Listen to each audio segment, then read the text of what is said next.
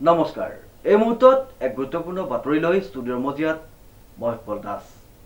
14 ছেপ্টেম্বৰ শনিবাৰে এটি গাম্ভীৰ্যপূৰ্ণ অনুষ্ঠানেৰে যোৰহাট চেণ্ট্ৰেল ক্লাবত অনুষ্ঠিত হৈ যায় অসম চাহ বাগিচা ভৱিষ্যত নিধি আৰু বৃত্তিনিধি পেঞ্চনাৰ সন্থাৰ দ্বাদশতম দ্বিবাৰ্ষিক অধিৱেশনখনি।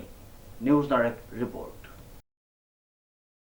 14 ছেপ্টেম্বৰ শনিবাৰে এটি গাম্ভীৰ্যপূৰ্ণ অনুষ্ঠানেৰে যোৰহাট চেণ্ট্ৰেল ক্লাবত অনুষ্ঠিত হৈ যায় অসম চাহ বাগিচা ভৱিষ্যত নিধি আৰু বৃত্তিনিধি পেঞ্চনাৰ সন্থাৰ দ্বাদশতম দ্বিবাৰ্ষিক অধিৱেশনখনি। উল্লেখযোগ্য যে 1996 চনতে স্থাপিত হোৱা সন্থাটিৰ দ্বিবাৰ্ষিক অধিৱেশনখনি অসমৰ বিভিন্ন জিলাত অনুষ্ঠিত হৈ অহাৰ বিপৰীতে চলিত বৰ্ষত যোৰহাট জিলাত অনুষ্ঠিত হয় 14 ছেপ্টেম্বৰ শনিবাৰে এটি গাম্ভীৰ্যপূৰ্ণ অনুষ্ঠানেৰে। ইতিমধ্যে গুৱাহাটী, তেজপুৰ, শিলচৰ, গোলাঘাট, তিনিচুকীয়া, নগাঁও আদি বিভিন্ন জিলাৰ প্ৰতিনিধিসকল আহি অধিৱেশনখনি সাফল্যমণ্ডিত কৰি তোলা পৰিলক্ষিত হয়।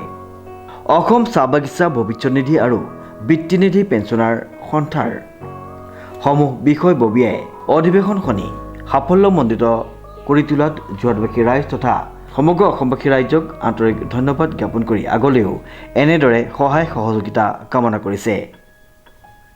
অসম চাহ বাগিচা ভৱিষ্যত নিধি আৰু বৃত্তিনিধি আঁচনি পেঞ্চনাৰ সন্থাৰ এয়া 12 সংখ্যক দ্বিবাৰ্ষিক অধিৱেশন। আমাৰ এই অধিৱেশন অসমৰ বিভিন্ন জিলা সদৰ ঠাইত অনুষ্ঠিত হৈ আহিছে। এইবাৰ আমি যোৰহাটৰ এই অধিৱেশন অনুষ্ঠিত কৰিবলৈ লৈছোঁ আৰু ইতিমধ্যে আমাৰ এই অধিৱেশনলৈ অসমৰ বিভিন্ন প্ৰান্তৰ গুৱাহাটী, তেজপুৰ, শিলচৰ, গোলাঘাট, তেজপুৰ আদিৰ প্ৰতিনিধিসকল আহিছে। মূলতঃ আমাৰ এই সন্থাৰ উদ্দেশ্য আমি একত্ৰিত হোৱা। আমাৰ সৰহসংখ্যক পেঞ্চনাৰ প্ৰায় 70-80 ঊৰ্ধত আছে আৰু তেখেতসকলক আমি সঘনাই লগ পোৱাৰ এটা সৌভাগ্য নাথাকে। আমি এইটো এটা আমাৰ সুবিধা, অধিৱেশনত আমি সকলোকে লগ পাওঁ আৰু আমাৰ যিখিনি আমাৰ দাবী দাবাজ বুলি মই নকওঁ, আমাৰ পেঞ্চনাৰসকলৰ কিছু সুবিধা অসুবিধা আছে। আমাৰ এই কৰ্তৃপক্ষৰ লগত আমি সেইবিলাক আলোচনা কৰাৰ আমাৰ এটা মাহল আমি ইয়াত বিচাৰি পাওঁ বা বিচাৰিবলৈ চেষ্টা কৰোঁ। আমি পেঞ্চনাৰ সন্থাৰ তেনেকুৱা কোনো দাবী দাবাজ আছে বুলি আমি নাভাবোঁ। তথাপিতো আমি আশা কৰোঁ আমাৰ যিবিলাক মৰগীয়া বানচ বা পেঞ্চন, চিকিৎসা বানচ, প্ৰধানকৈ আমাৰ চিকিৎসা বানক আমি অথৰিটিৰ পৰা সময়মতে আমি পোৱা আমি আশা কৰোঁ। দ্বিতীয়তে দেখা গৈছে আমাৰ পেঞ্চনাৰসকল প্ৰায়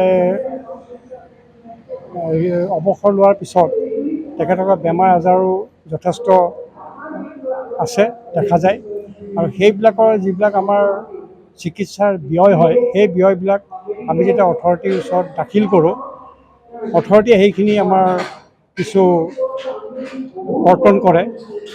আমি যিমানখিনি পাবলগীয়া সিমানখিনি আমাক নিদিয়ে।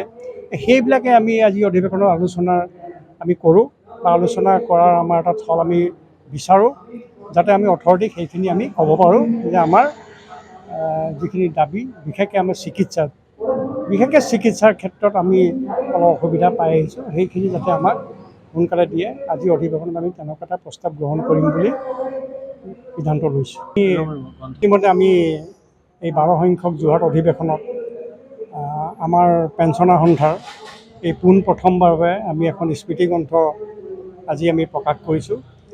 সেইখনতে আমাৰ উন্মোচন হ'ব আৰু আজি আৰু এটা বিশেষ আমি পদক্ষেপ গ্ৰহণ কৰিছোঁ। এয়া হ'ল আমাৰ পেঞ্চনাৰসকল আটাইতকৈ যিসকল বয়োজ্যেষ্ঠ পেঞ্চনাৰ আছে তেখেতসকলক আমি সম্বৰ্ধনা অনুষ্ঠান এটা ৰাখিছিলোঁ। ইতিমধ্যে আমি 2জন পেঞ্চনাৰ, শ্ৰীমতী মাখনী শইকীয়া, তেখেত 90ৰ ঊৰ্ধত, আৰু শ্ৰীযুত ধীৰেন বৰা ডাঙৰীয়া, তেখেতো 85 বছৰ ঊৰ্ধত।